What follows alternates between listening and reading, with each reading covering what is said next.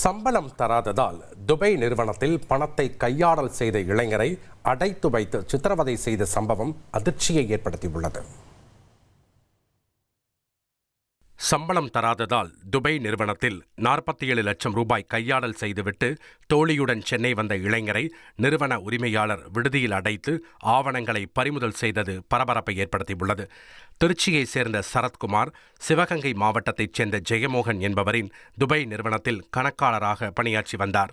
இந்நிலையில் சரத்குமாருக்கு கடந்த 6 மாதமாக ஊதியம் வழங்காததால் நிறுவனத்திலிருந்து 47 லட்சம் ரூபாயை கையாடல் செய்துவிட்டு கிளப் டான்சராக இருக்கும் தனது தோழி காவியாவுடன் சென்னை திரும்பினார்.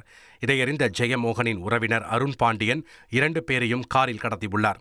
அப்போது காவியா கூச்சலிட்டதால் அவர்களை போலீசார் பிடித்து சமாதானமாக செல்லுமாறு அனுப்பி வைத்துள்ளனர். ஆனால் ஜெயமோகனும் அருண் பாண்டியனும் அவர்களை சாலிகிராமத்தில் உள்ள விடுதியில் தங்க வைத்து பாஸ்போர்ட்டை பறித்தனர். இது தொடர்பாக சரத்குமாரின் சகோதரர் அளித்த தகவலின் பேரில் இருவரையும் போலீசார் மீட்டு ஜெயமோகன் மற்றும் அருண் பாண்டியனை கைது செய்தனர்.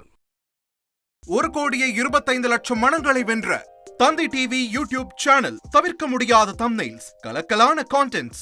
நீங்களும் இந்த குடும்பத்தில் இணைய இப்பவே சப்ஸ்கிரைப் பண்ணுங்க. அசுரபலம் கொண்ட எங்கள் டிஜிட்டல் கரங்களில் உங்கள் விளம்பரங்களை சேர்க்க வாட்ஸ்அப் பண்ணுங்க.